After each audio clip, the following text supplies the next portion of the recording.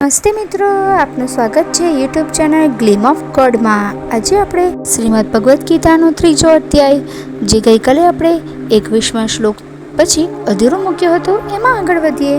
હે પાર્થ, મારે આ ત્રણેય લોકોમાં ન તો કશું કર્તવ્ય છે કે ન કશીએ પ્રાપ્ત કરવા જેવી વસ્તુ અપ્રાપ્ત છે, છતાંય હું કર્મમાં પડતો છું। કે હે પાર્થ, જો કદાચ હું સાવધાન થઈને કર્મોમાં ન વર્તું તો ભારે હાનિ થઈ જાય, કારણ કે માણસો બધી રીતે મારા જ માર્ગનું અનુસરણ કરે છે। આથી જો હું કર્મ ન કરું તો બધા માણસો નષ્ટ ભ્રષ્ટ થઈ જાય અને હું શંકરપણાનો કરનાર બનું તથા આખી પ્રજાને નષ્ટ કરનારો બનું। માટે હે ભરત, કર્મમાં આસક્ત થયેલા અજ્ઞાનીજનો જે પ્રમાણે કર્મ કરે છે, આસક્તિ વિનાનો વિદ્વાન પણ લોકસંગ્રહની ઈચ્છા રાખતો તે જ પ્રમાણે કર્મ કરે છે। પરમાત્માના સ્વરૂપમાં અચળ ભાવે સ્થિત થયેલો જ્ઞાની પુરુષ શાસ્ત્રવિહિત કર્મોમાં આસક્તિ રાખનારા અજ્ઞાનીઓની બુદ્ધિમાં ભ્રમ અર્થાત એ કર્મો પ્રત્યે અશ્રદ્ધા ન ઉપજાવે, પરંતુ પોતે શાસ્ત્રવિહિત સઘળા કર્મો સારી પેઠે કરતો રહી એમની પાસે પણ તે જ પ્રમાણે કર્મ કરાવે।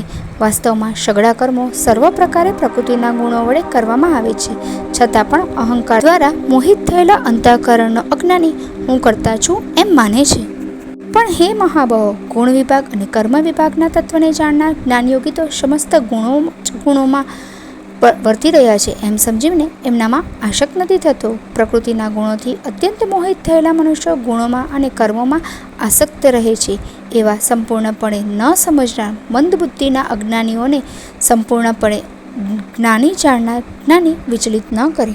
અંતર્યામી પરમાત્મામાં પરોવાયેલા ચિત્ત દ્વારા સઘળા કર્મોને મારામાં સમર્પીને ઈચ્છા વિનાનો, મમત્વ વિનાનો અને સમતાપ વિનાનો થઈને તું યુદ્ધ કર। જે માણસો દોષ દ્રષ્ટિ વિનાના અને શ્રદ્ધાળુ બનીને મારા આ મતને સદા અનુસરે છે, તેઓ પણ સર્વ કર્મોથી છૂટી જાય છે। પણ જે માણસો મારામાં દોષારોપણ કરીને મારા આ મત અનુસાર નથી ચાલતા, એ મૂર્ખાઓને તો તું સર્વજ્ઞાનોમાં મોહિત અને નષ્ટ થયેલા જ સમજ। સર્વ પ્રાણીઓ પ્રકૃતિને પામે છે, એટલે કે પોતાના સ્વભાવને વશ થઈને કર્મો કરે છે। જ્ઞાની પણ પોતાની પ્રકૃતિ અનુસાર ચેષ્ટા કરે છે, એમાં કોઈનો દુરાગ્રહ શો કરવાનો? ઇન્દ્રિયના અર્થમાં એટલે કે પ્રત્યેક ઇન્દ્રિયના વિષયમાં રાગ અને દ્વેષ છુપાયેલા છે। માણસ એ બંનેને વશમાં ન થવું જોઈએ, કેમ કે તે બંને એમના કલ્યાણ માર્ગમાં વિઘ્નો ઊભા કરનારા મહાશત્રુઓ છે। સારી રીતે આચરવામાં આવેલા અન્યના ધર્મ કરતાં ગુણ વિનાનો હોવા છતાં પણ પોતાનો ધર્મ ઘણો ચડિયાતો છે। પોતાના ધર્મમાં તો મરવું પણ કલ્યાણકારી છે, જ્યારે અન્ય ધર્મનો તો ભયપ્રદ છે।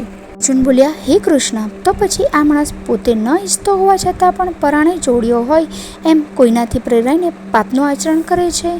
શ્રી ભગવાન બોલ્યા, રજોગુણમાંથી ઉદ્ભવેલો આ કામ જ ક્રોધ છે। આ ઘણું ખાનારો એટલે કે ભોગોથી કદી ધરાતો નથી અને મહાપાપી છે, અને જ તું આ બાબતમાં વેરી જાણ।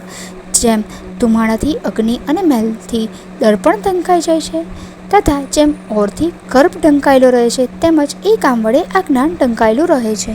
હે કૌંતેય, આ અગ્નિની પેઠે કદી પણ પૂર્ણ ન થનારા કામરૂપી જ્ઞાનીઓના નિત્ય વેરી વડે માણસનું જ્ઞાન ઢંકાયેલું છે। ઇન્દ્રિયો, મન અને બુદ્ધિ એ સર્વ આનું રહેઠાણ કહેવાય છે। આ કામ, મન, બુદ્ધિ અને ઇન્દ્રિયો દ્વારા જ જ્ઞાનને ઢાંકી દઈને જીવાત્માને મોહિત બનાવે છે।